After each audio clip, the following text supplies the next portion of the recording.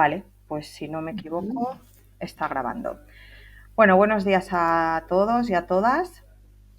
Como sabéis, hoy tenemos este Parlemna que viene a ser una continuación del que hicimos hace 2 semanas sobre la presentación de la guía del habla que, que hemos hecho desde FICATE con la inestimable colaboración de Diana Borquez y de Gemma Torres.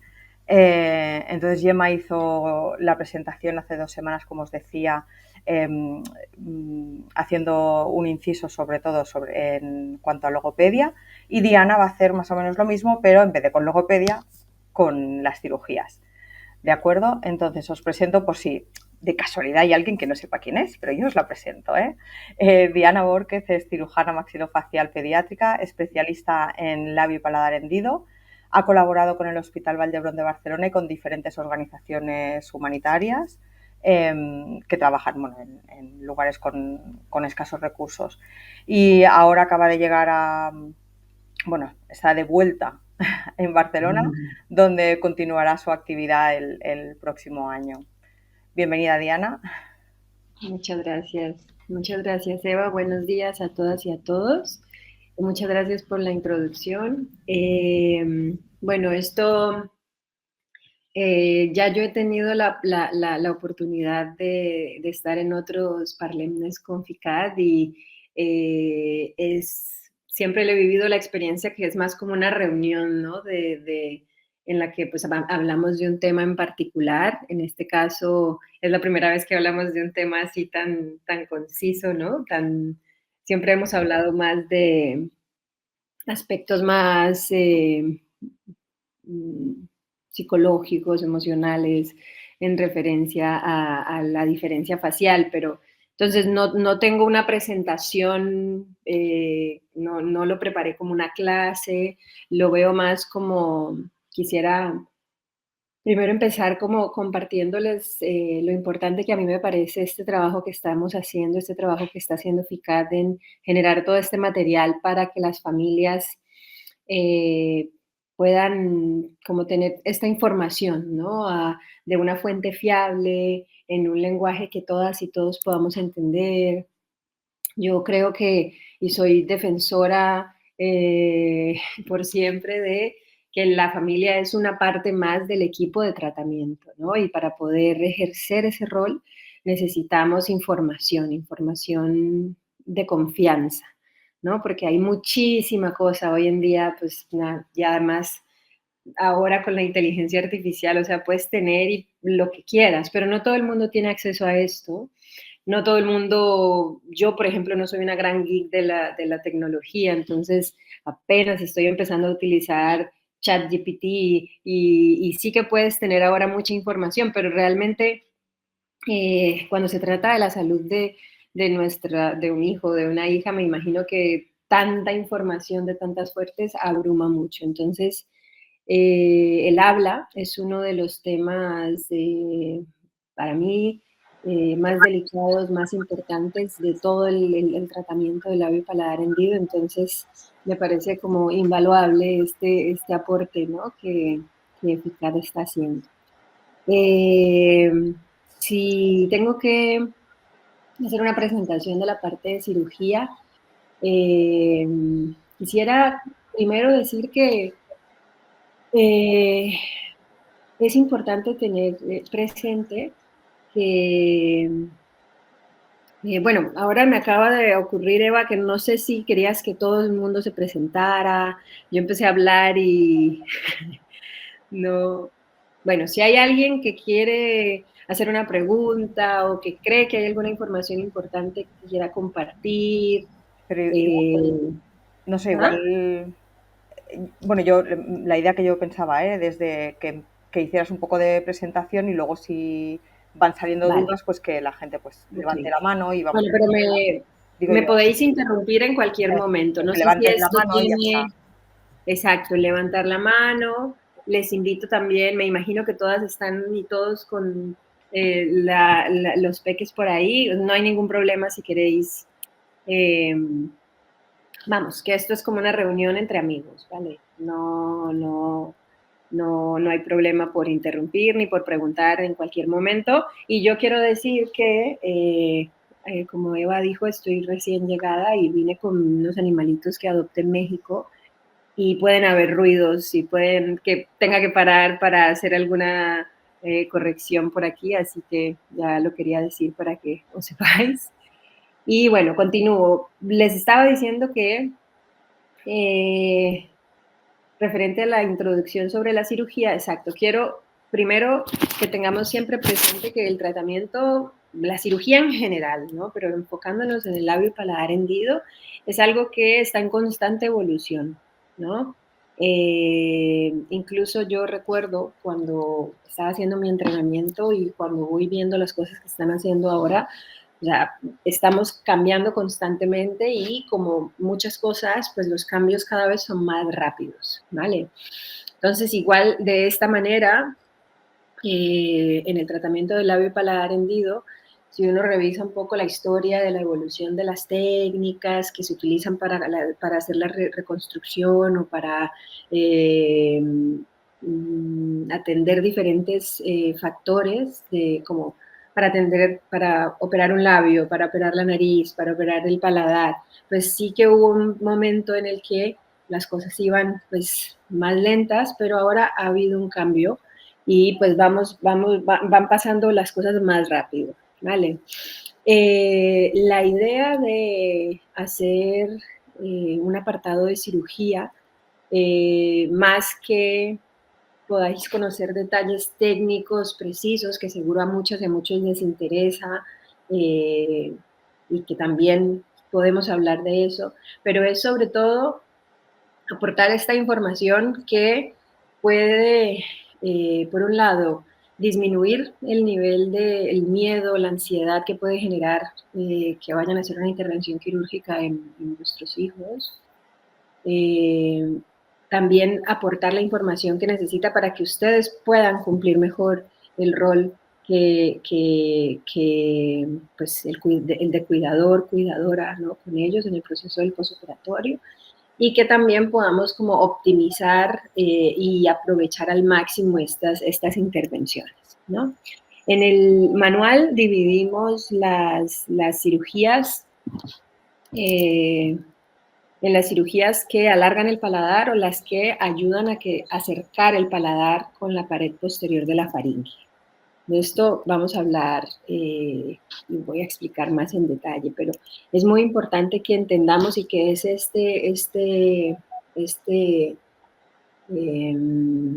como esta transición, ¿no? De el trabajo que está haciendo logopedia y después cuando decidimos, no, pues sí que hay este paciente necesitamos hacerle cirugía, que aquí está Gemma, y Gemma, por favor, corrígeme o interviene en cualquier momento.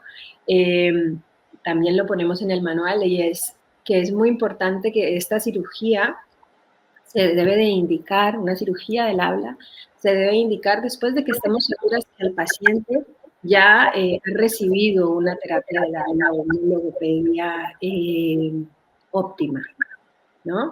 No podemos decidir que vamos a hacer una cirugía en un paciente que tal vez nunca ha recibido terapia del habla o que a lo mejor ha recibido terapia del habla, pero no es una terapia del habla especializada.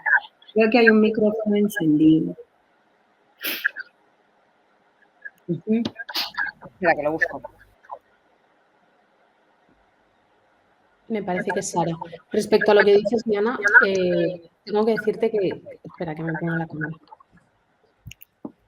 Que correcto, que la teoría debería ser esa, ¿vale? Que luego en la práctica, en España no hemos llegado a ese punto en el que logopedia y cirugía trabajen tan de la mano. Lo estamos luchando, estamos en ello, cada vez vinculamos más con los equipos, pero de momento no estamos al 100% involucradas en esa toma de decisiones de, desde logopedia ya estamos, procedamos a la cirugía.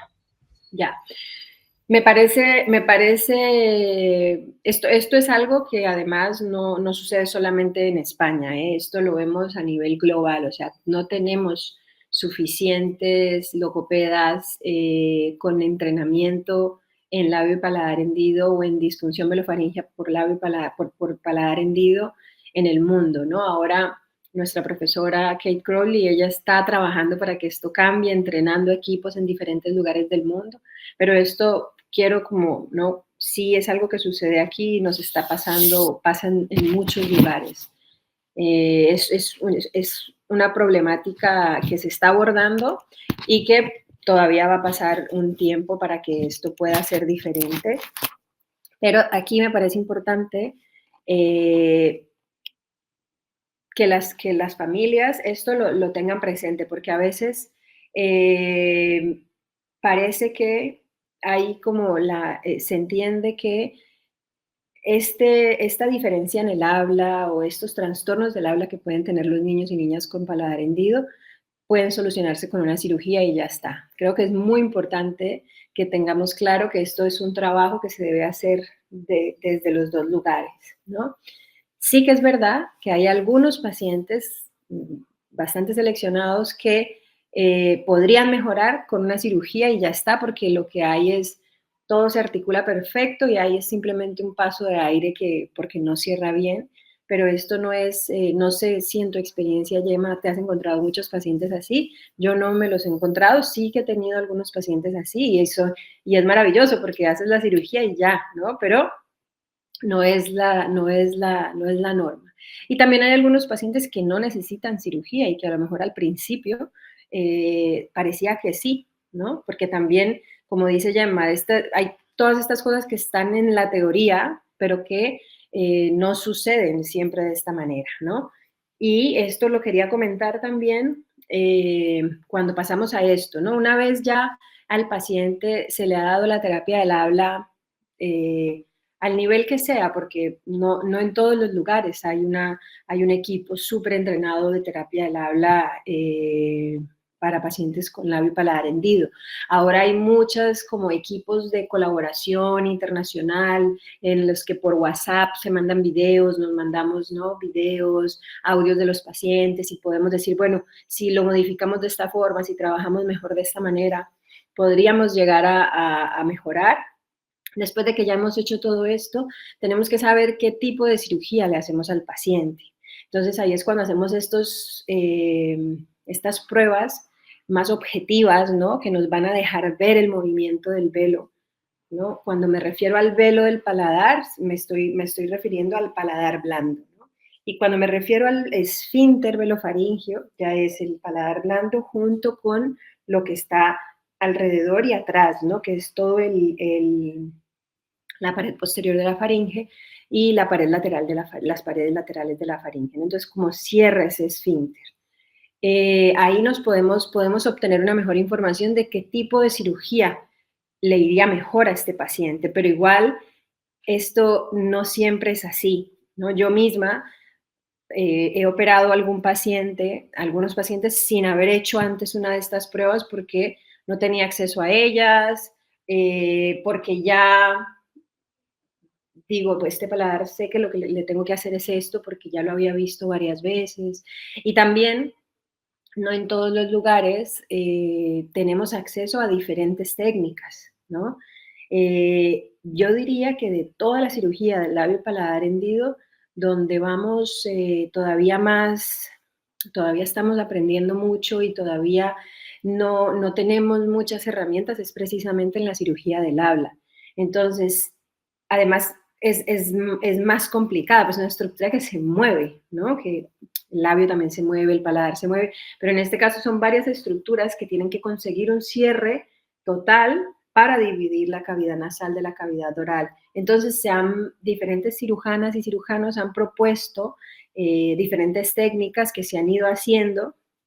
Algunas se han dejado de hacer precisamente por el efecto que tienen, ¿no? Porque, como sabemos, todas las cirugías solucionan algo, pero pueden tener un efecto secundario sí, una cicatriz o un cambio en la anatomía. Entonces, hay unas de estas cirugías que se empezaron a hacer y ahora ya no se hacen y estamos haciendo otras cosas, ¿vale? Entonces, en cada lugar ¿no? En los lugares donde hay muchos volumen de pacientes, donde hay diferentes equipos de tratamiento, pues tienen la posibilidad de hacer una técnica, ver qué resultados tenemos con estas técnicas y cambiar para empezar a hacer estas otras, o incluso mucho más volumen de pacientes, donde podemos incluso dividir los pacientes y decir, yo a estos pacientes les voy a hacer esto y a estos otros pacientes les voy a hacer esto, porque creo que la cirugía que necesitan es diferente. Pero esa no es la situación aquí en España. En España no tenemos tantos pacientes como en otros lugares del mundo. Y entonces lo que hacemos en los lugares así es que vemos qué es lo que han hecho en estos lugares donde sí hay un volumen muy grande y qué ha resultado, ¿no? Qué ha dado buen resultado. Entonces, de las técnicas que se han utilizado para la cirugía del habla, la técnica que más se ha publicado y que más han dicho que mejora es el colgajo faríngeo hasta hace un tiempo, ¿vale? Entonces, de forma clásica, en España esta es la técnica que más se utiliza, ¿vale? Hace un tiempo, diferentes cirujanos que reconocieron que esta técnica sí mejora, pero que podemos hacer otro tipo de técnicas para otro tipo de paciente o para estos mismos pacientes y tal vez teniendo un perfil de efectos secundarios más bajo, empiezan a proponer otras, ¿no? Empiezan a decir, bueno, y si no pegamos el velo atrás, sino que lo alargamos lo suficiente para que pueda llegar por sí mismo, pues tal vez podemos tener mejores resultados, y ya hay muchos equipos en el mundo haciendo esta otra técnica, y entonces ahora tenemos 2 procedimientos que son pues los que más se realizan para mejorar el habla en los pacientes que tienen el paladar corto por paladar hendido. Una de estas técnicas, como les dije, es la que más se realiza aquí, y la otra pues estamos empezando a hacerla, ¿vale? Aquí tengo en la cabeza ahora mismo que Kate Crowley me estaría diciendo que hablemos más sobre el cómo llegamos a decidir qué cirugía, ¿vale? Pero me parecía importante porque estamos en España, yo he trabajado en España y conozco pues cómo funcionan varios equipos pues en diferentes comunidades, y sé que la cirugía que más se hace es la del colgajo faríngeo. También lo que comentaba Gemma respecto el integrar a la logopeda o, por ejemplo, al foniatra o a la foniatra que va a hacer la nasoendoscopia, y que esto se haga en equipo, es muy difícil en la sanidad pública acá, ¿no? Seguro en muchos lugares se puede hacer, pero en otros tantos muchos no. Entonces, idealmente tendríamos que hacer la prueba en la que podemos ver cómo se mueve el velo, donde esté la persona que está haciendo la prueba y la logopeda o el logopeda y la cirujana, ¿no? Entonces, para que podamos discutir sobre esto, porque precisamente la cirugía del habla pues tiene esto, que requiere conocimiento que nosotras desde cirugía no tenemos todo el conocimiento que tienen las logopedas para poder saber, bueno, pero es que en este fonema yo veo que sale más aire, o en este otro fonema, como dice este fonema bien, creo que podrá decir aquel. Esta información nosotros no la sabemos, ¿no? Entonces, por eso es importante este trabajo colaborativo entre los equipos, que no siempre es posible. Entonces, como familias, sé, porque me lo han dicho directamente, que a veces vamos muy perdidas pero le hicieron esta prueba y no sabemos qué es el resultado, o le indicaron la cirugía y no vimos, o sea, nunca vio la prueba.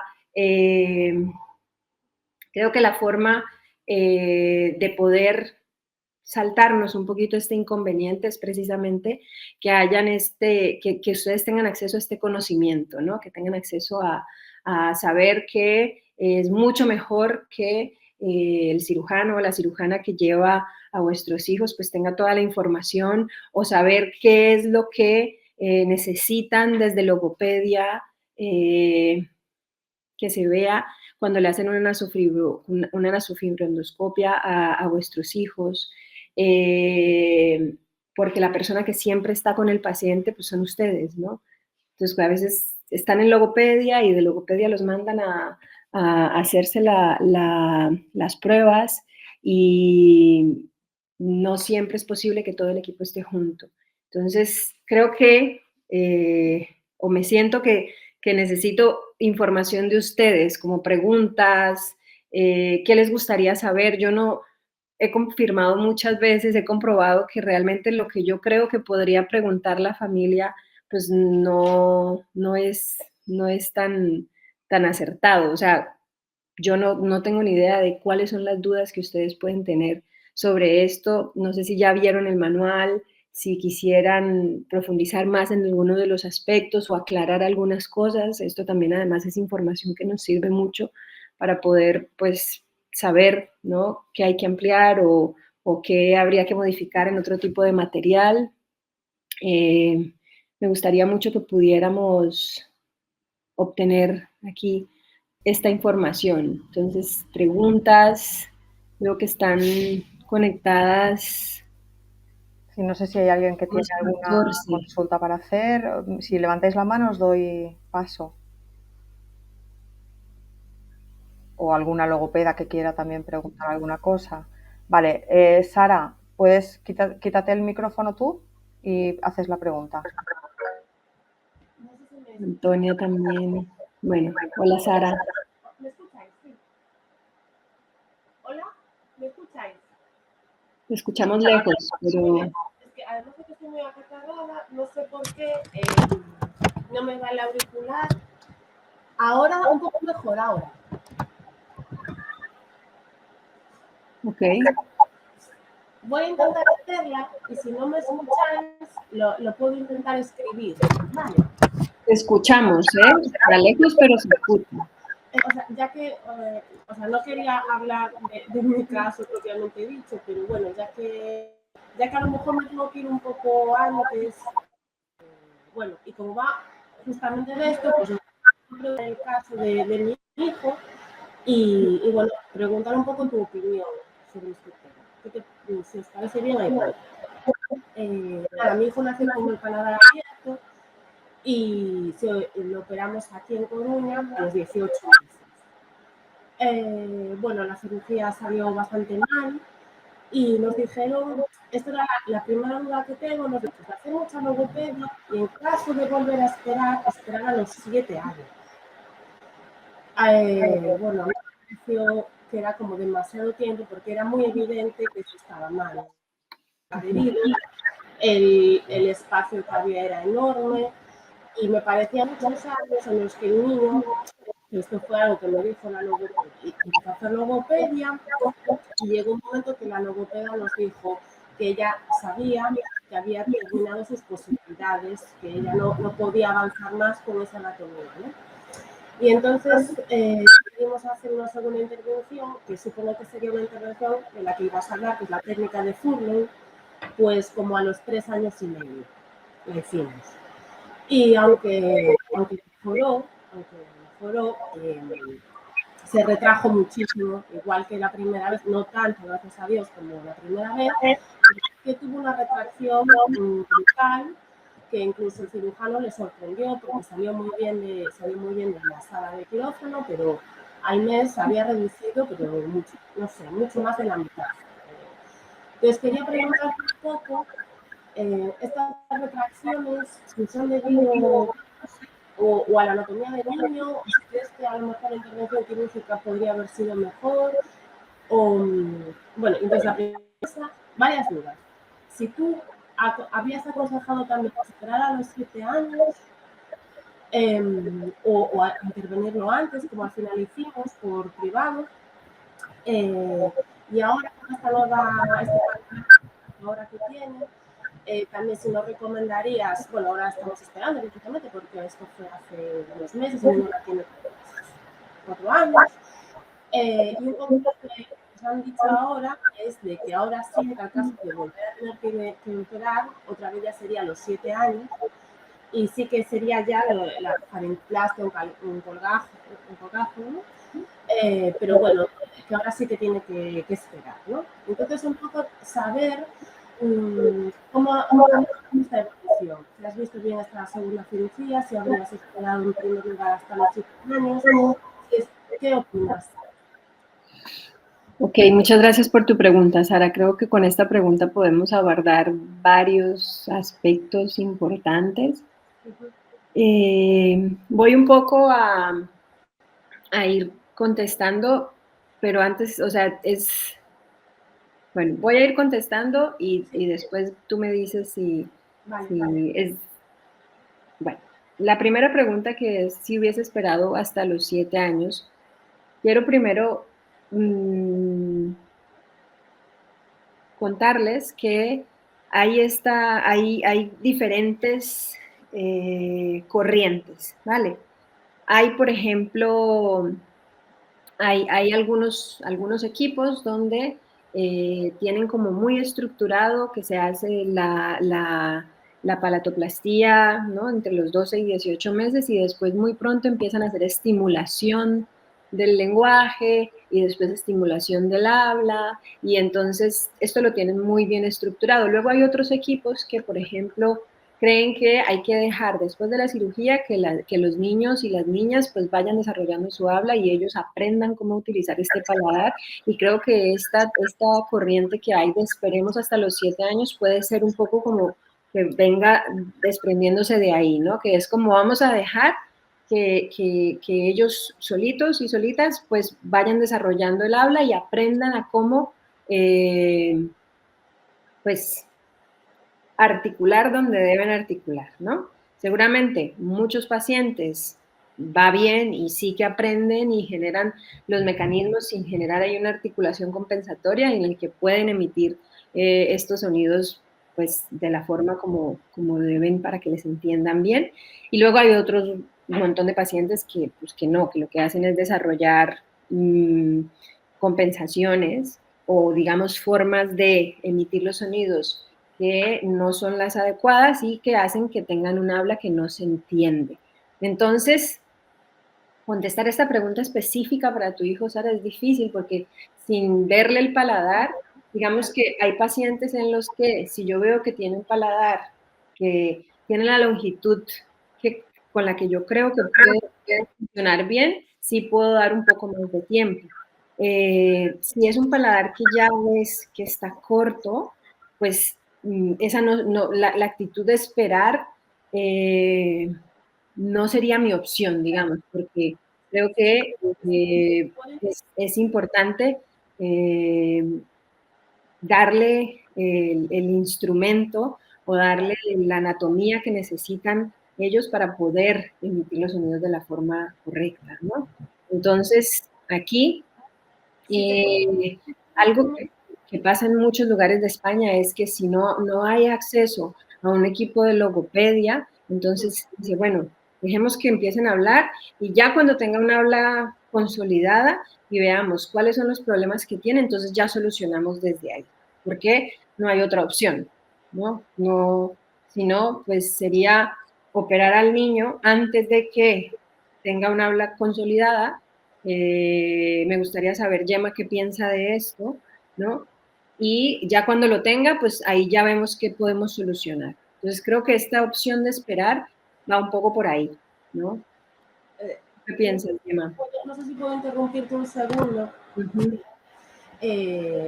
O sea, un poco para entenderlo, mi hijo arrugaba todo el rato la nariz para intentar el que no se escapara el aire, tenía unas compensaciones brutales, el pobre, además de que no se entendía absolutamente nada.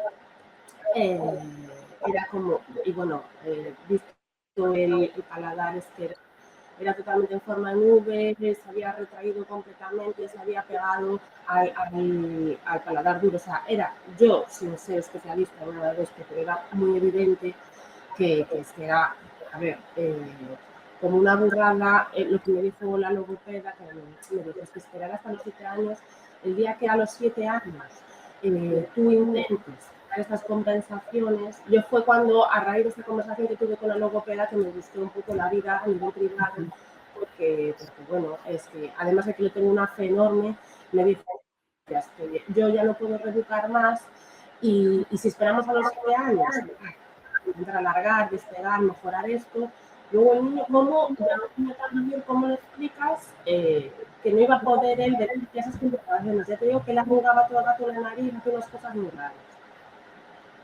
Vale. Claro, en este caso creo que estuvo muy bien que pudieses contar con esta orientación de la logopeda y que hayas buscado poder operar a tu hijo antes, ¿no? Sí, lo que pasa es que ahora estamos como que tampoco salió bien y por eso ahora pues estaba informándome un poco de cuál sería la siguiente alternativa, ¿no? Por eso te digo de que muy bien, se ha vuelto a retraer muchísimo. Entonces un poco la segunda pregunta es si es normal estas tan grandes en él, si tú crees que puede fallar algo de la técnica quirúrgica y un poco ya habiendo hecho la primera cirugía que era unas perdón, el primer nombre, una noestafilorragia fue la primera, la segunda la de Furno y un poco si esperamos a los 7 años, ¿qué opinas tú? ¿Cuál Claro. sería una técnica ahora, la siguiente? ¿Cuál sería lo siguiente? Mira, en el momento de escoger qué tipo de cirugía queremos hacer, es importante ver cuánto gap o cuánto hueco nos queda cuando el paciente está cerrando el esfínter, ¿no? Espero que todas las personas que están aquí hayan tenido la posibilidad de ver el manual, ¿no? Y ver el dibujito donde sale el esfínter, ¿no? Digamos que si lo estamos viendo así desde arriba, estuviéramos viendo el esfínter desde arriba, esto sería el velo, digamos, ¿no? Estas las paredes laterales y esta la pared posterior. Entonces, cuando cierra, esto es lo que hace que sea un esfínter, ¿no? Que tiene esta capacidad de cerrar. Lo que pasa en nuestros niños es que ellos cuando cierran a veces queda un agujero, ¿vale? Eso es lo que llamamos gap. Entonces, depende del tamaño de ese gap, es que yo escojo qué tipo de cirugía le hago. Entonces, el furlough, por ejemplo, va muy bien para estos pacientes con un gap pequeño, ¿no? Porque pues el furlough permite alargar, pero no permite alargar muchísimo. A veces, ¿no? A veces decidimos, antes de hacer otra técnica más grande, ir por un furlough para ver si el paciente mejora con eso. Esto un poco generalizando y pudiendo tal vez como integrar diferentes mentalidades de equipos con los que he trabajado y con los que he escuchado, ¿no? Entonces, porque me imagino que también estáis haciéndose la pregunta de por qué entonces no fuimos directamente por esa cirugía. A veces hay unas formas de hacer cirugía que es ir muy poco a poco, ¿no? Que está bien, ¿vale? Lo que pasa es que para los pacientes y para las familias esto a veces suponen pues más procedimientos de los que hubiese sido si fueses a por todas desde el principio. Entonces, ahora contestando tu pregunta, es ver, tendríamos que ver qué tan grande es el gap que tiene ahora el niño para saber si esto es algo y correlacionarlo con los hallazgos de terapia del habla, de logopedia, para ver si es algo que sigue requiriendo que se alargue más el paladar o si es más bien que tenemos que hacer ajustes para pues ayudarle a que este paladar él lo pueda mover mejor, ¿no? Lo pueda usar mejor.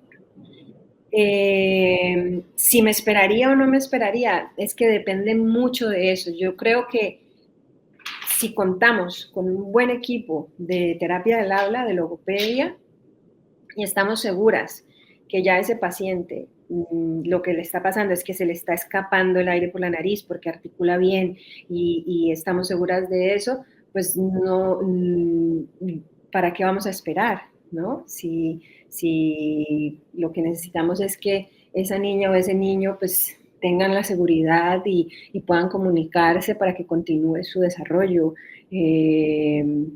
como cualquier otro niño. Entonces, aquí, cuando me hacéis este tipo de preguntas, siempre me veo así como lo agradezco, porque es importante también poder tener las herramientas para contestarlo, pero no quiero generarte ansiedad, ¿no? Porque si a lo mejor la posibilidad que tú tienes ahora es de atenderte con este equipo que quiera operar el niño a los 7 años y no tienes otra, pues ahí te pongo en una situación incómoda. Entonces aquí lo que creo que debes también saber es eso, o sea, tenemos que saber esta información de logopedia, qué es lo que nos está diciendo logopedia, ellos qué piensan, si ya llegamos a este tope donde estamos seguras que es simplemente que está articulando bien todo y que se está escapando el aire, o si todavía hay más trabajo que hacer.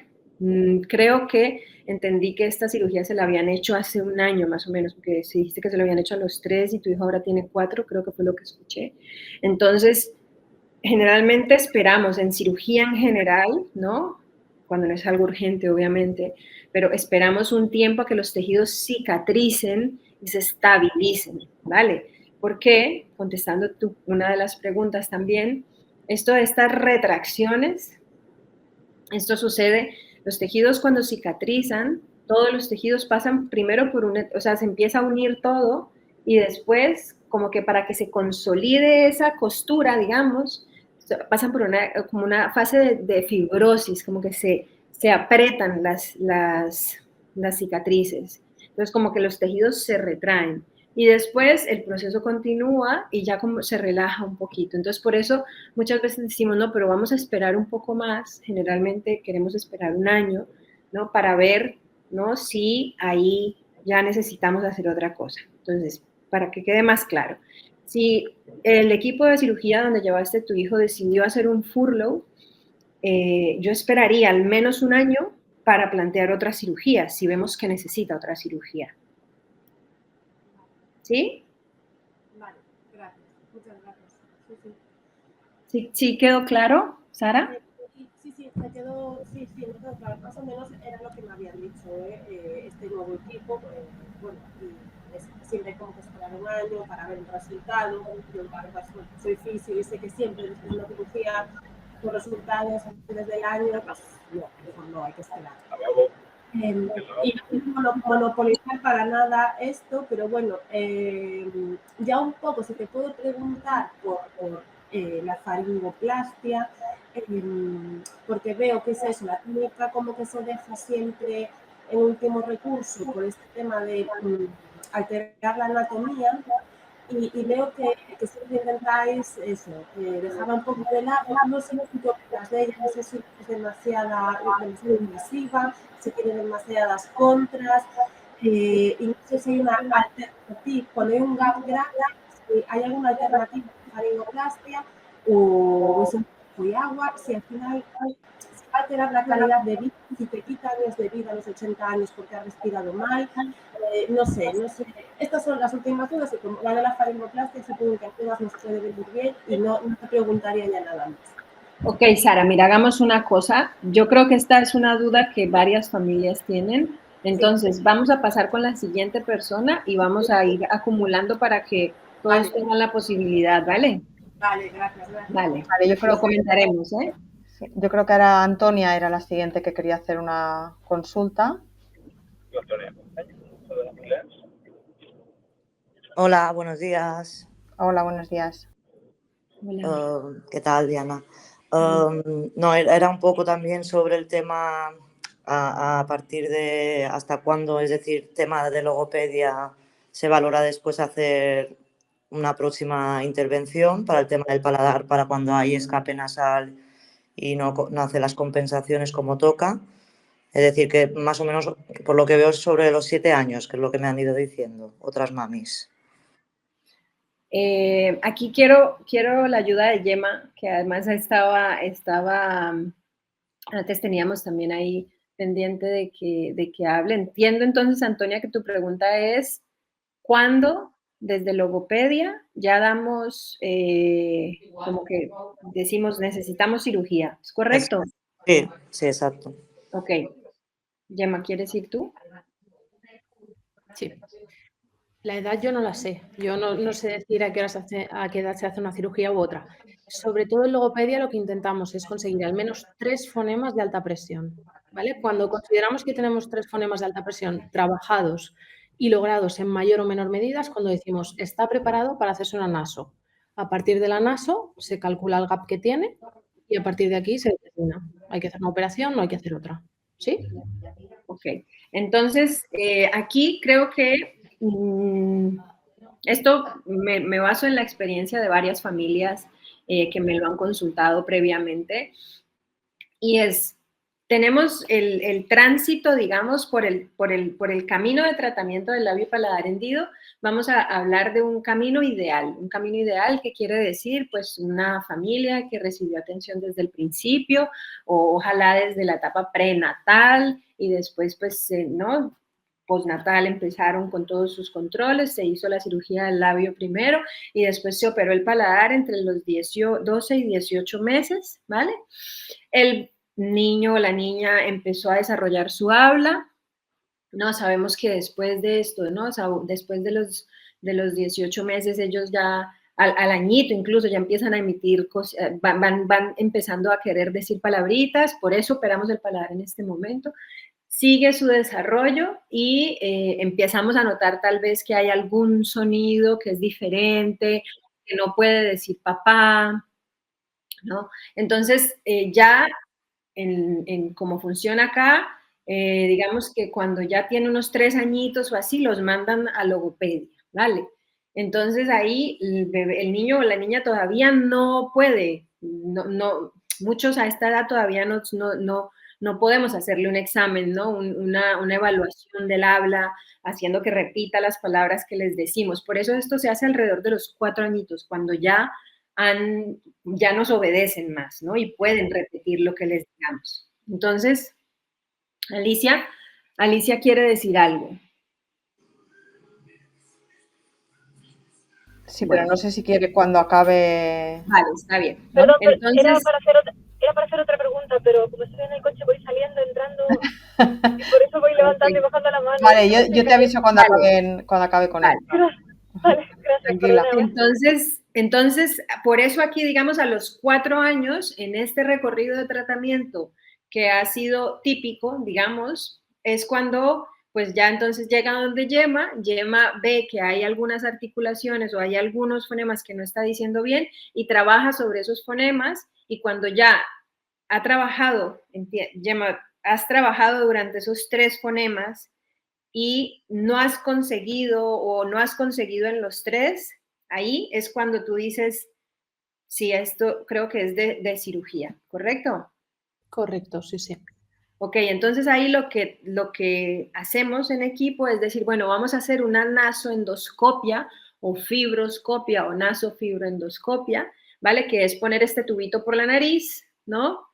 Estoy hablando solo de este porque es el que hago yo, pero ahora les quiero comentar que no es la única, o sea, hay otra que también se puede hacer y que la hacen en diferentes centros de acá, ¿vale? Pero digamos que esta es una de las que nos permite ver cómo se mueve. Entonces, ahí era lo que le contestaba a Sara. Entonces, puede ser que veamos que queda un espacio, que ese aire se está escapando en un espacio muy pequeño, ¿no?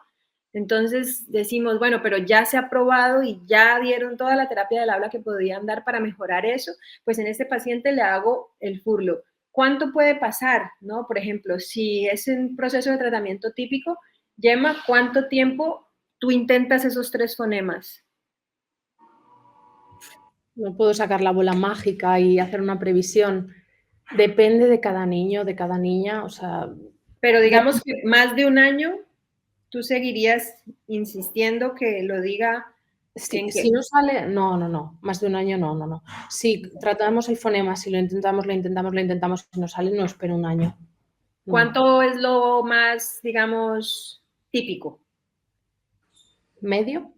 Ok, 6 meses, ¿no? 6 meses es como realmente una terapia del habla que no mejora más allá de los 6 meses, pues o que hay que hacer algún cambio, ¿no? De la propuesta, del planteamiento, o que a lo mejor el paciente no tiene la posibilidad porque anatómicamente no puede. Entonces, en esta línea de tratamiento típica, digamos que si a los 4 años se ha identificado y se ha empezado a trabajar, estamos hablando de 4 años y medio, 5, que ya podríamos decidir, ¿no? Saber si a ese paciente necesita cirugía. Luego viene el poder hacerle la prueba que nos dice qué tan grande es el gap. En un niño o una niña de 5 años, con un adecuado acompañamiento, que esto es muy complicado en un hospital grande de tercer nivel, ¿no? Que puedan dedicarle el tiempo y explicarle. Por eso es muy importante que las familias sepan para que este entrenamiento o este acompañamiento empiece desde la casa. Pero en muchos niños de 5 años se puede, o sea, he podido hacer una nasoendoscopia, ¿no? Pero claro, aquí necesitamos colaboración del paciente, porque es meterle el tubito por la nariz, que es incómodo, ¿no? Y que hable además, ¿vale? Entonces, digamos que 5 años muy temprano, tardamos unos meses en que él acepte esto, pues estaríamos alrededor, ¿no? Digamos 6 años, ¿no? Creo que a los 6 años ya lo entienden mejor, 5 años están bien chiquitos. Pero también podemos hacer esta otra prueba, ¿no? Que era la que les decía, que es una videofluoroscopia, que no es tan invasiva y que nos permite también ver el movimiento del velo. Pero aquí tenemos varios factores y es saber cuál es la prueba que hacen en la comunidad donde están y que el equipo esté familiarizado con esa prueba. Generalmente el equipo está familiarizado con la prueba que pide, ¿no? Entonces, y esto pues ahí vemos, ¿no? Dependiendo de cuál sea la que se haga, pues necesita más preparación o menos preparación del niño porque necesitamos que colabore, ¿no? Que pueda decir los sonidos. No sirve de nada hacer una nasoendoscopia si el niño no dice los sonidos. Entonces, necesitamos esa colaboración. Entonces, por ahí, tal vez esto de los 7 años que les han dicho, también viene más en eso, ¿no? Que un niño de 6, entre más grande está, pues es más fácil que colabore, ¿vale? No sé si, Antonia, contestamos tu pregunta. Sí, muchas gracias. Una cosita, porque a Laia, por ejemplo, le hicieron una nasometría y ahí se vio el tema del escape nasal. Y con eso se puede ya valorar, es decir, la logopeda me dijo en su momento que esto era un añito, ahora tiene 4, un añito y algo que se la hicieron, que tenía bastante escape nasal y que seguramente con logopedia no sería suficiente para mejorar eso, en el sentido que ella me dijo que veía que seguramente necesitaría otra intervención en el futuro, ¿sabes? Mira, la nasometría realmente nos permite saber que sale aire y cuánto aire sale por la nariz. Exacto, sí. No nos permite ver cómo se está moviendo el velo y cuánto gap queda. Entonces, no es una de las pruebas que hagamos para poder saber qué tipo de cirugía vamos a hacer en el paciente. Ya. ¿Vale? A lo mejor a la logopeda le sirve para, ella sabe cuál es el fonema que le está diciendo que diga y saber cuánto sale y medir la evolución de su terapia, ¿vale? Pero cuando ya determinen y digan, bueno, hasta aquí ya llegamos, o sea, es que ya no vamos a mejorar más, después tendrán que hacerle una de estas 2 pruebas a tu hija para saber cuál es la cirugía que es la mejor para ella. Vale, perfecto, gracias. Vale. Gemma quería decir algo, pero no sé si es relacionado con esta pregunta. Sí, lo único que me estoy colando a Alicia, no sé si quiere hablar. Alicia quiere hacer otra pregunta nueva. ¿Lanzo la pregunta? Sí, bueno. No, viene un poco en... no, espera, Alicia, habla. Pero si no me espero. No, parla.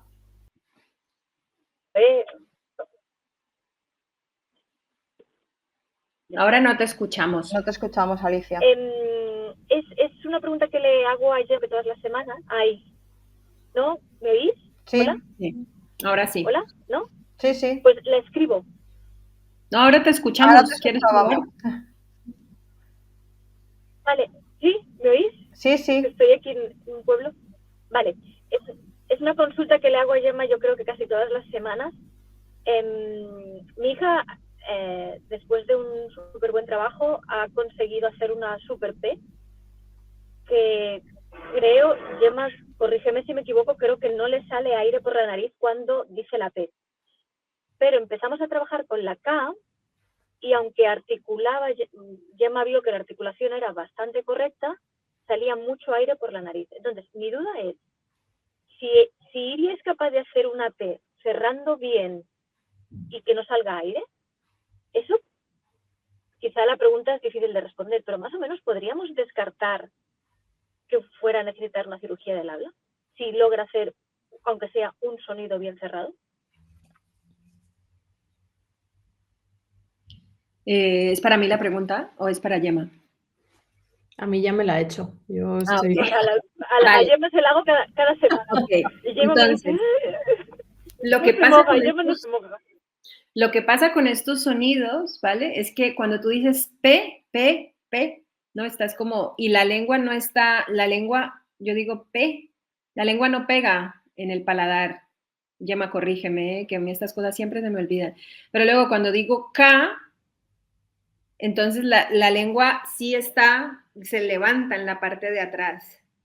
Entonces aquí lo que tendríamos que ver es, hay algunos pacientes, que en el caso de Iria sería que fuese al revés, ¿no? Que diciendo algunos de estos fonemas de alta presión les sale, pero en otros no, y es porque tal vez la lengua esté tapando un agujerito que haya en el paladar en algún sitio.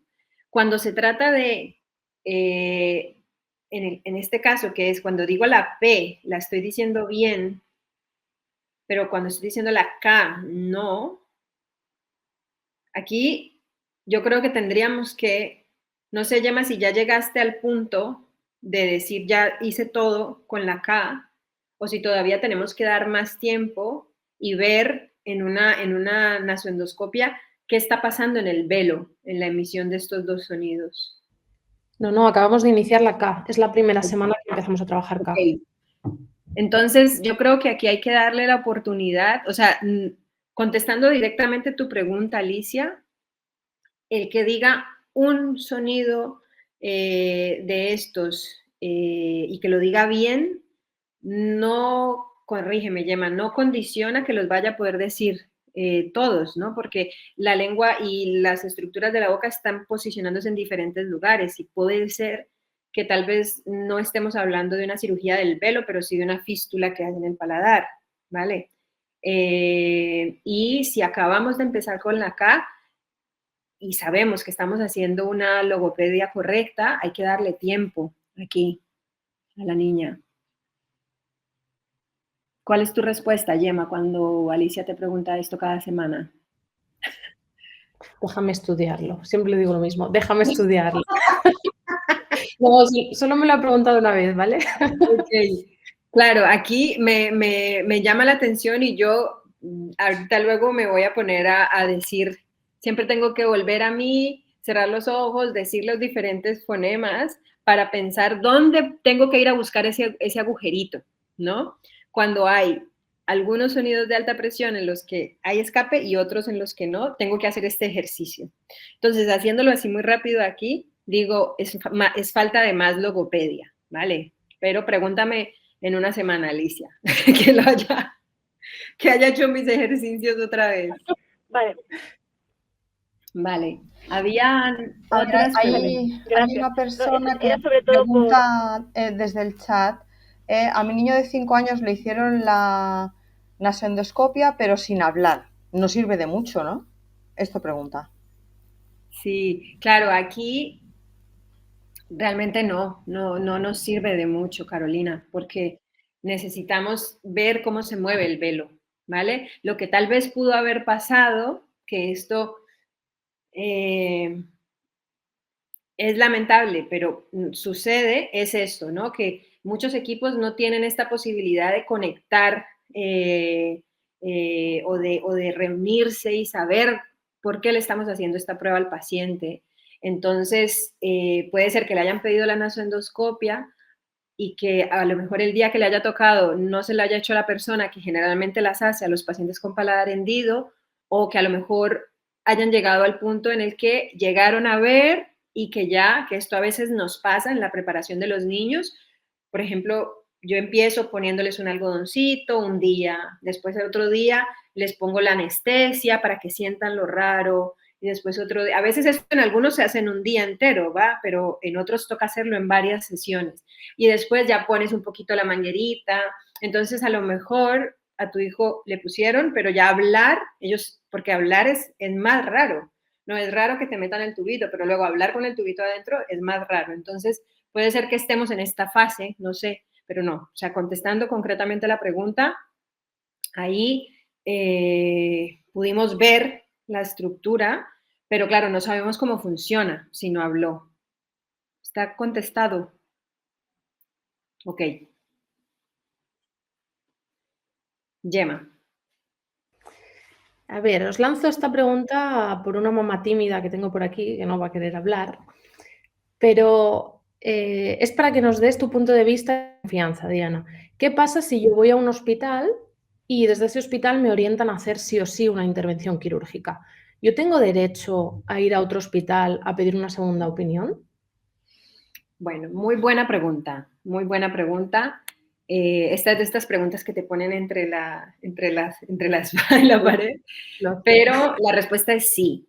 O sea, dentro del sistema de la sanidad pública, digamos que los hospitales o el que están en los diferentes lugares, en las diferentes comunidades, pues pueden llegar hasta un nivel y después los pacientes siempre tienen la posibilidad de pedir una siguiente o una segunda opinión, ¿vale? Y también el equipo, que esto es algo que sé que ha pasado por una familia que me consultó, el equipo debe como mandar al paciente y a la familia, ¿no? Que ahí es donde viene el tema que más complicado, porque una cosa es, si alguien lo sabe con certeza, por favor, dígame, me voy a informar igual mejor para saber cómo es todo el proceso burocrático y poderles orientar mejor. Pero una cosa es que ustedes vayan a pedir una segunda opinión y esto, pues, no necesita que el médico les haga la orden. Pero en el momento que la familia quiere el traslado a otro hospital, creo que ahí sí el equipo tiene que hacer un informe e incluso hacer como la solicitud, ¿vale? Entonces ahí es donde ya llegamos a este terreno, ¿no? Que excede lo profesional, porque ahí requiere de un equipo muy humilde y muy consciente de hasta dónde llegan sus capacidades, ¿no? Y generalmente en mi gremio, esto pues es algo que estamos trabajando, pero todavía nos queda mucho camino por recorrer, ¿no? Generalmente las cirujanas y los cirujanos no somos personas muy humildes y que nos gusta que nos digan que no podemos hacer algo, ¿no? Esto ya por rasgo de personalidad, ¿no? O sea, decidir que quiero ir a cortar y a hacer una cirugía y como tener en mis manos la vida de un paciente requiere unos rasgos de personalidad que no van generalmente de la mano con tener con ser muy humilde y muy tranquilo a la hora de que te marquen que has hecho algo que no está bien o que a lo mejor podría mejorar. Entonces, aquí yo lo que siempre recomiendo es como estar muy informadas, ¿vale? Porque esto, claro, esto es algo a lo que los médicos y las cirujanas nos hemos tenido que ir entrenando y es que ahora la suerte de poder operarlos todos yo y de estar satisfecha con el resultado quirúrgico, pero de sentir una falta importante de poder darles un buen acompañamiento emocional, de poder hacerles una buena logopedia, ¿no? Como aquí quiero hacer un llamado a, la cirugía es muy importante, pero estamos hablando de unos pacientes que necesitan mucho más que una buena cirugía, ¿no? Entonces, sí, tenemos que buscar la mejor posibilidad para nuestros hijos e hijas y también no tenemos que dejar de olvidarnos de que estos niños y niñas también necesitan estar acompañados en todo este proceso, ¿no? Y una cirugía tiene un impacto muy grande en lo que podemos conseguir, ¿no? Que aquí siempre me acuerdo de Alicia, que siempre me dice, pero es que no sé cómo le hacéis, o sea, como, ¿no? Y es maravilloso y yo estoy tan agradecida de poder hacer esto, pero no es solamente una cirugía, necesitamos que también sembrar conciencia a que tenemos que saber interactuar con estos niños, con nuestros niños, tenemos que saber cómo acompañar estos procesos posoperatorios, cómo prepararles para la cirugía. Y bueno, en esto también es algo que estamos avanzando, vamos poco a poco, y que también es importante que tengamos en cuenta. Ahora quiero volver a abrir la pregunta a ustedes. Quiero que me digan si hay alguna otra pregunta. Tengo por aquí pendiente la pregunta que me hizo al principio Sara, creo, de las faringoplastias, ¿no? Y aquí, por ejemplo, bueno, tú me dices, Eva, si hay alguien que tenga levantada la mano, porque yo no. No, ahora mismo no. Entonces, para que no se quede esto sin decir. Aquí también tengo que decirles que aquí va muy... Al final, la persona que está escogiendo ser cirujana y la persona que está escogiendo estos procedimientos que se van a hacer en cada paciente, pues es una persona con sus preferencias, con su personalidad, con su posición frente a las cosas. Entonces yo, a lo mejor por historia de mi vida, por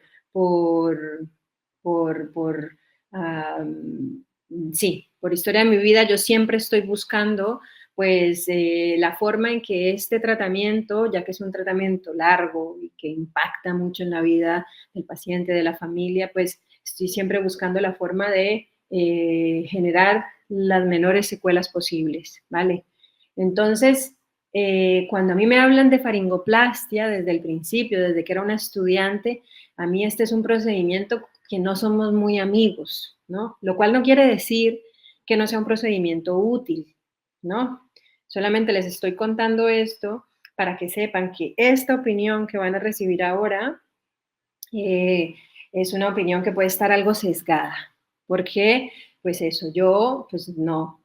Es como, me imagino que hay, así como alguien te cae bien o no te cae bien, pues a mí este procedimiento no me cae muy bien, ¿vale?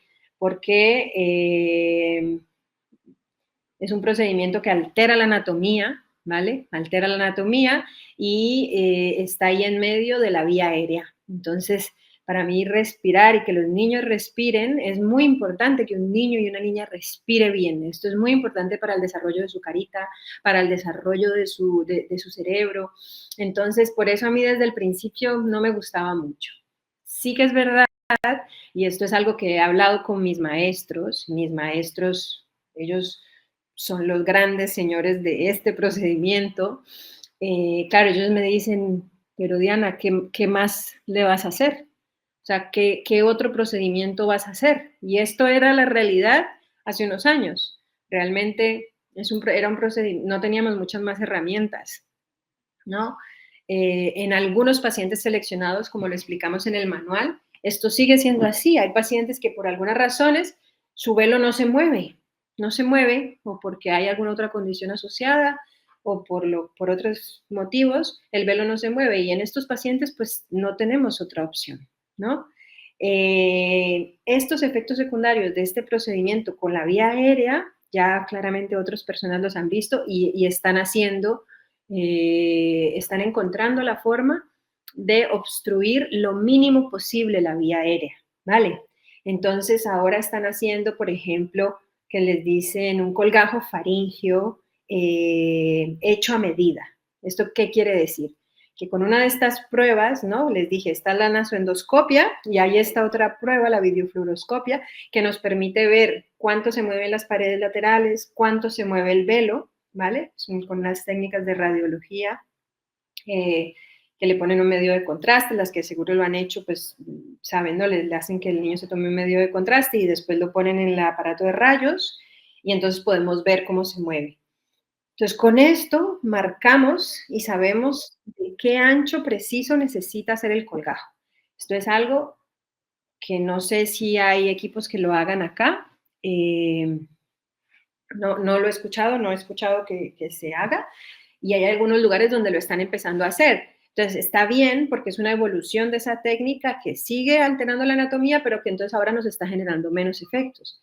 Luego hay algunos cirujanos que optan por decir, no, pues lo voy a hacer lo más delgado posible para alterar lo mínimo, a obstruir lo mínimo posible la vía aérea y ayudarle a que el velo venga. Entonces mejora el habla, obstruyo poco la vía aérea y el resultado pues es positivo, ¿no? Entonces, la pregunta que me hiciste creo que iba en torno a eso, ¿no? Y es que como lo dejamos de último, precisamente por eso, porque es una técnica que cambia la anatomía, porque de ser la vía aérea un tubo, ¿no? Como la vía aérea es la luz de este tubo formado por todos los tejidos que están alrededor de nuestra garganta, y lo que hacemos es poner un velito o como poner una membranita en medio para que el velo cierre. Entonces obstruye, ¿vale? Lo podemos hacer más ancho o más delgado, entonces obstruye más o obstruye menos, o mejora el habla más o la mejora menos.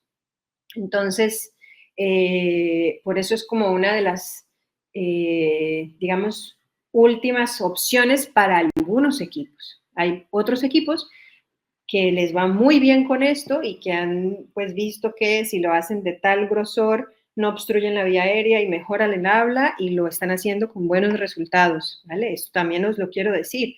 O sea, hay equipos que pues tienen amplia experiencia en esto y lo hacen delgado y lo ponen en una posición en que sí, pues mejora un montón. A lo mejor no consiguiendo una resonancia o una voz digamos, típica completamente, pero pues al paciente se le entiende cuando habla. Entonces, pues lo están haciendo y así, y en esos lugares, pues esta es la opción que tienen y está bien, ¿no? Esto también os lo digo para que si aquí hay familias a las que ya le han hecho este procedimiento o que se los han indicado y esto de última opción les puede estar generando este ruido, es importante que sepáis esto, o sea, esta es mi opinión, ¿vale? Y yo soy una en un universo enorme de personas que se dedican a esto, pero pues esta es la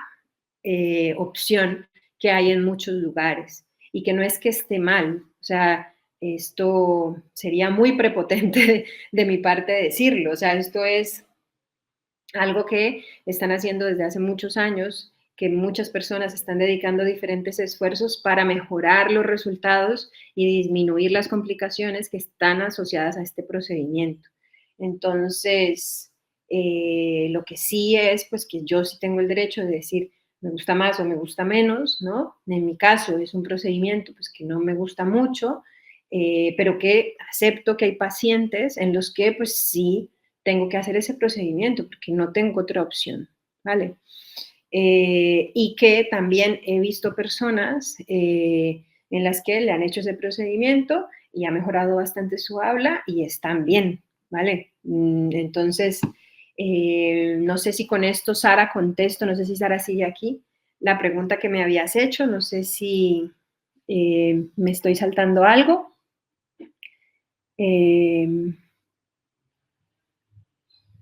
No sé si alguien tiene, yo sé que este es el procedimiento que más se hace para el habla en España.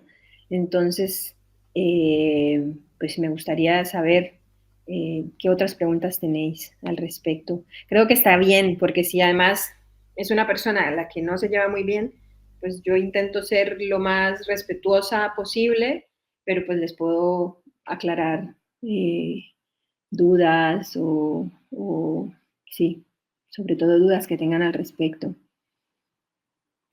No sé si hay alguien más que quiere decir alguna cosa, quiere preguntar algo.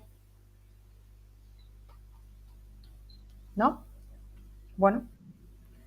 Ay, mira, Antonia, sí, aquí hay pues habla, Antonia. Perdón, mira, el tema después de haber habido la intervención, la primera intervención del paladar, ¿es posible que pueda afectar el tema de la sensibilidad, es decir, tema comida caliente?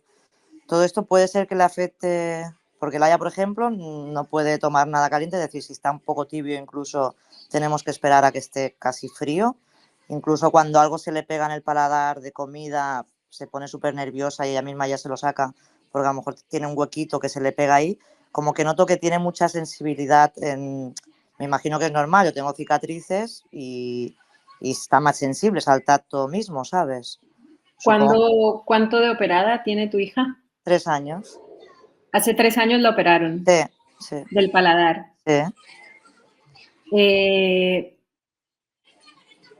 Con la cirugía, claro, al operar el paladar o al operar cualquier otro lugar, pues estamos cortando, ¿no? Claro. Estos cordones, yo les digo cordones, ¿no? Que llevan toda la información del sistema nervioso y que nos dan la sensibilidad, el tacto, ¿no? Entonces sí, puede haber más una hipersensibilidad, ¿no? Exacto. Que es esto como si tenéis alguna cicatriz, como que a veces las Sí. cicatrices nos duelen, ¿no? Como que Ya. más sensibles. O puede haber una hiposensibilidad, que es como cuando no sentimos, ¿no? Claro. También puede ser. También hay, digamos, terapias manuales o terapias de estimulación que pueden mejorar esto. Entonces, por ejemplo, no sé si tú has probado con tu niña de hacerle masajitos, No. ¿no? Entonces, yo te recomendaría, porque esto puede pasar, ¿no? Que quede como con una sensación rara, a lo mejor no es dolor o a lo mejor es eso, que es raro, entonces Claro. ella pues, no quiere como ese contacto ahí o yo recomendaría eso, te lavas muy bien la mano, te pones un guante, ¿no? Te lavas muy bien la mano, te pones un guante, explícale muy bien qué le vas a hacer y empiezas como primero hazlo contigo, ¿no? Tócate el paladar de lado a lado, ¿vale? De lado a lado, sin llegar muy atrás para que no le generes el efecto de náusea, un poquito. Luego también puedes jugar, o sea, en la piel lo hacemos como primero con solo el roce, luego texturas, ¿no? Las texturas también, como en la piel se utiliza, pues pasarles algo un poquito como una plumita, o algo con textura tipo algodón, ¿no? Y se va progresando. Claro, ¿Vale? es que ella rechaza muchos alimentos, y no sabemos si viene también por ahí, por el tema de las texturas, como tú bien dices. Mm.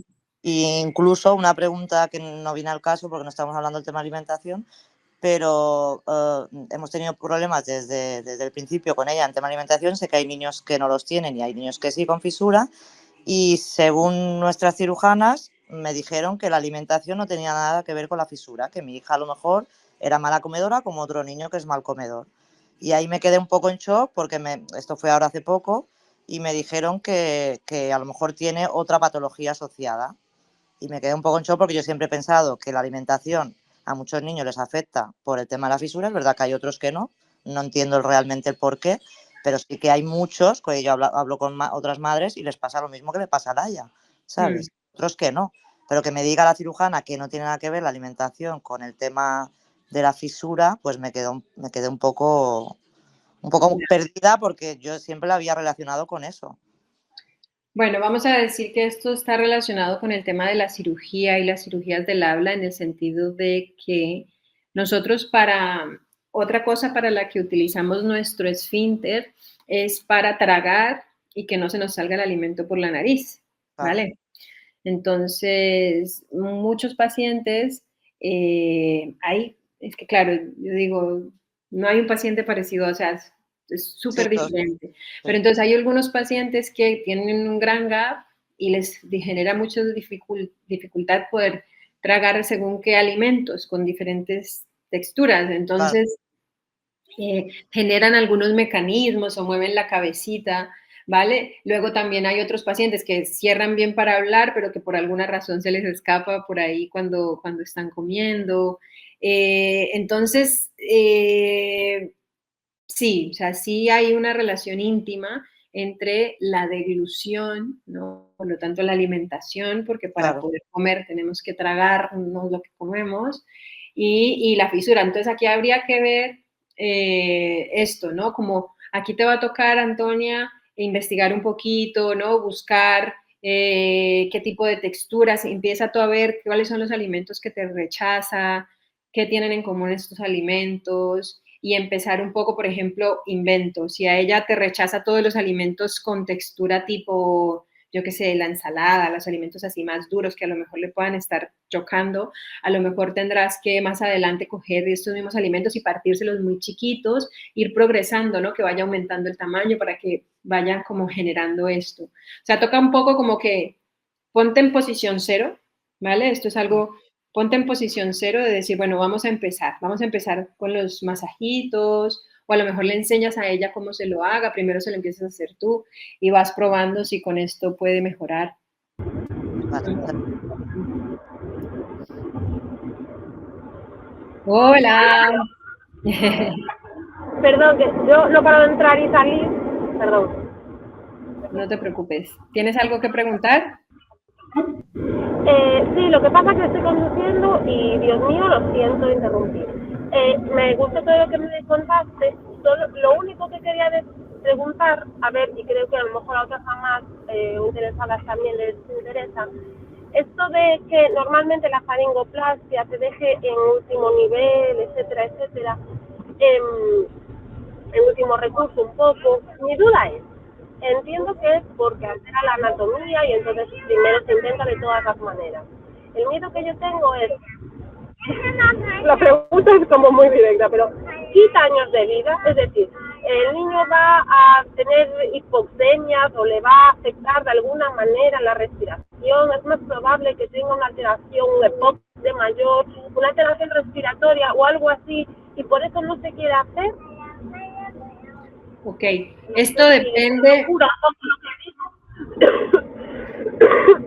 Ok, entonces, lo de alterar, o sea, la principal razón por la que este procedimiento es como la última opción para algunos equipos es porque obstruye la vía aérea, ¿vale? ¿Cuánto obstruye la vía aérea? Depende del ancho que tenga el colgajo, ¿vale? Entonces, cuánto vaya a obstruir dependerá mucho pues de la anchura del colgajo que haya decidido la persona que vaya a hacer la cirugía hacer para cada paciente específico, porque además depende también mucho de si este paciente mueve sus paredes laterales de la faringe, ¿no? Que esto generalmente hace que puedas hacer un colgajo más angosto, porque en el cierre también participan las paredes laterales, ¿vale? Este es como el paciente en el que, pues, esta es una opción que está ahí, ¿no? Porque puedes hacer un colgajo delgado, igual va a mejorar cuando él hable, va a cerrar con las paredes laterales y consigue un cierre completo. Entonces, depende básicamente de esto, del ancho del colgajo y de cómo cierre el niño la pared.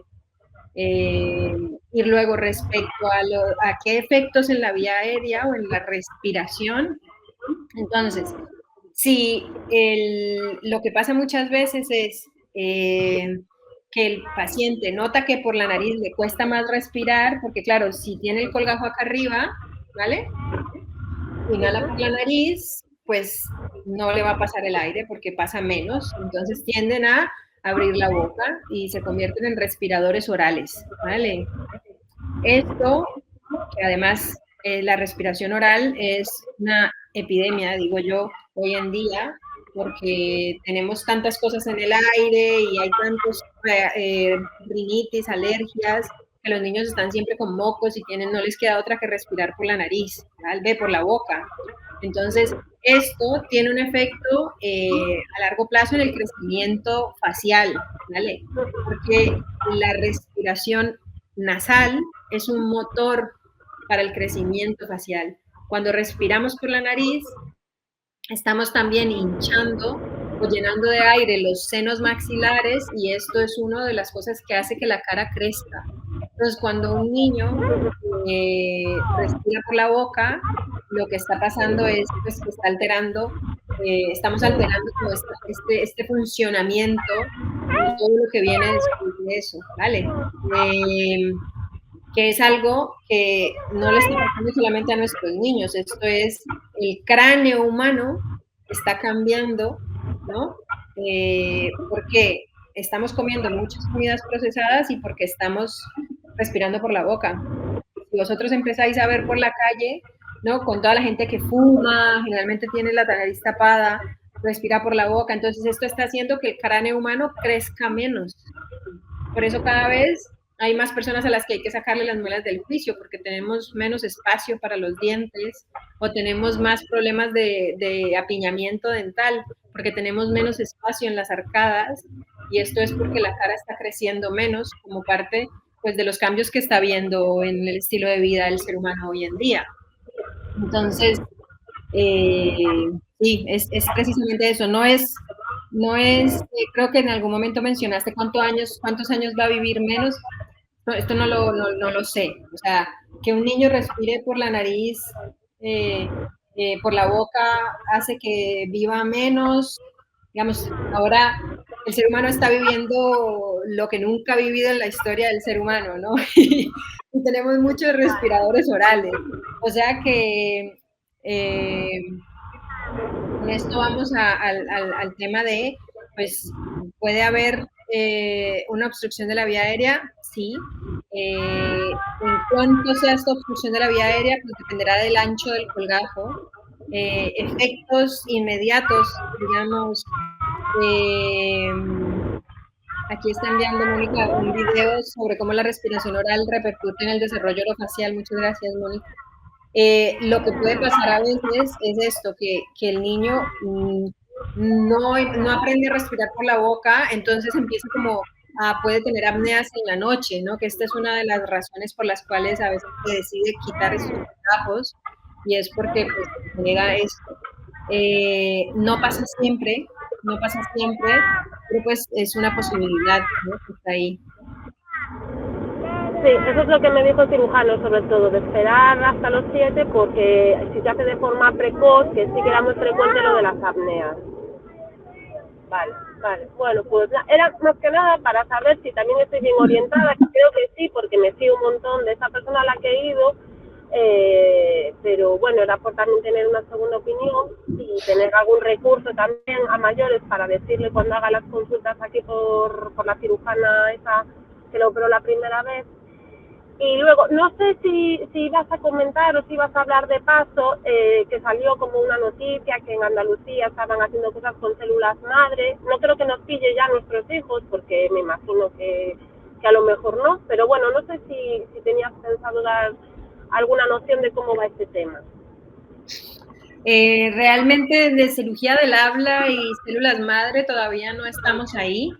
Sé que están haciendo algunos estudios, hay algunos equipos que están estudiando esto con la cirugía primaria, es decir, con la cirugía del paladar que se hace entre el añito y los 18 meses, pero pues no, esto no es algo que, es una cosa que está todavía en fase de estudio, ¿vale? Todavía no tenemos efectos ni resultados que podamos aún como empezar que nos hagan que empecemos a incorporar esto de forma habitual en nuestras técnicas. En el injerto óseo hay diferentes, están usando esto, lo están estudiando, también estamos estudiando el poner plasma, pero no sé si hay alguna, esto no me lo he mirado, no me he mirado si hay algún estudio ya bastante grande en los injertos y las células madre. Bueno. Lo último que yo revisé, o sea, las últimas actualizaciones que he tenido sobre esto, no hay que yo tenga el conocimiento a día de hoy, no había un estudio todavía así muy grande que nos diga que esto va a cambiar. Creo que las cosas en el injerto van por otro lado más que por ahí, pero bueno. Esto ya te digo que es algo de estar mirando, podríamos estar estudiando todo el día todo lo que se está haciendo en todo el mundo. Bueno, no sé, Eva, si quieres. En principio no, yo creo que no hay nadie más que tenga ninguna consulta. Bueno, como puedes ver, podríamos hablar de 1000 cosas más, de todo lo que tenga que ver con las cirugías de nuestros hijos. Yo creo que en el tema en el que nos sentábamos hoy, que eran las cirugías del habla, no sé si hay alguien que tiene alguna pregunta más, creo que no, porque no habían manos alzadas ni nada. Así que si nadie tiene nada más que decir, y no sé tú, Diana, si tienes alguna cosa más que aportar, si no lo daríamos por acabado. Vale, bueno, yo siempre insisto en esto, o sea, no creo que tenga mucho sentido que explique en detalle, porque esto está bien explicado en el manual, siempre podéis contactar, siempre podéis preguntarnos. Yo sobre todo quiero hacer énfasis en esto, ¿no? Y es que en la cirugía del habla es algo que en lo que estamos menos avanzados, digamos, en relación al tratamiento del labio y paladar hendido. Se han hecho muchas cosas en el labio, en el paladar primario, ¿no? Se han descrito diferentes técnicas, hay equipos con muestras, así con muchos pacientes en los que ya sabemos, pues, cuándo es el mejor momento, ¿no? De acuerdo a muestras muy grandes. En rinoplastia, ¿no? Se han hecho unas cosas, otras, en el injerto, diferentes técnicas, sabemos, igual también hay cambios, pero en cirugía del habla, pues es algo que estamos, ahí vamos, ¿no? Ahí vamos, ahora hay unas alternativas, una alternativa al colgajo faringio, que son hacer un alargamiento del paladar utilizando tejido de la mejilla, lo cual nos permite alargar mucho más el paladar y nos permite pues tal vez no tener o una opción antes de usar un colgajo faringio. Así que, bueno, el mensaje que les quiero dar en realidad con todo esto que estoy diciendo es que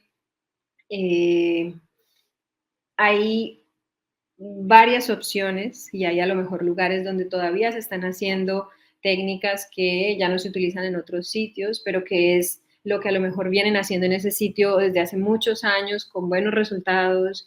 Entonces, creo que es importante que ustedes estén muy informadas y muy informados y que tengan fuentes confiables, ¿no? Para obtener esta información y también que contextualicemos el momento en el que estamos, ¿no? El tratamiento del labio y paladar hendido ha cambiado muchísimo en los últimos 25 años o 30 años, ¿no? Hemos avanzado mucho. Ahora, por ejemplo, no solamente en cirugía, sino como en esta integralidad, ahora en los congresos ves pacientes, ves familiares y cada vez se está avanzando mucho y ahí vamos poco a poco. Y pues a veces en este proceso, como es en cualquier proceso que requiere un aprendizaje en la vida, pues a medida que vamos haciendo más, pues vamos obteniendo mejores resultados, ¿no? Entonces, sí, tenemos que tener esto presente para aceptar, ¿no? Que este es el momento en el que estamos, en el que a lo mejor estamos pasando por el determinado momento de tratamiento de vuestros hijos y que vuestra responsabilidad pues es buscar y que hacer lo posible para que reciba el mejor tratamiento, pero que este mejor aquí es una cosa, en China es otra, en Argentina es otra, entonces tener esto presente para que para que regulemos o disminuyamos esta frustración que puede haber alrededor de pues estos aspectos que a lo mejor todavía necesitan mucha mejoría, como es la colaboración entre comunidades, el acceso a las personas con más experiencia en el tratamiento y que esto pues digamos que no sea algo que les retenga de pues sufrir lo menos posible en este proceso. Esto es momento pared en el que no sé de qué forma ahora, no sé de qué forma decir esto mejor, ¿no? Y vamos avanzando y a veces podéis tener la sensación de que a lo mejor no se ha hecho lo mejor que estaba o lo mejor que se ha descrito para vuestro hijo, pero es lo mejor que hay en ese momento, en ese lugar donde estáis y creo que esto pues es importante tenerlo presente, ¿vale? Bueno, pues muchas gracias a todos y todas las que habéis participado y en especial a ti, Diana. Como siempre, un placer escucharte Y no sé si alguien quiere decir algo más. Bueno, en el chat tienes muchos agradecimientos, Diana, que luego te los paso para que los veas. Muchas gracias. Siempre es un placer Muchas estar gracias. con ella, Placer ya es mío. sabéis. Bueno, pues gracias a todos y a todas. Creo que he conseguido grabar la Súper. sesión. A ver si la puedo colgar, ¿de acuerdo? Venga, Vale, muchas bueno, gracias. ahí siempre podéis también preguntarme, creo que en FICAD compartieron varias veces mis redes. Sí. A veces no puedo contestar, pero ahí siempre podéis consultar. Bueno, y si por lo que sea no llegáis directamente a ella, nos enviáis un correo y nosotros se lo hacemos llegar. No hay ningún problema. Claro que sí. Venga, gracias. Bueno, adiós. Adiós. Adiós.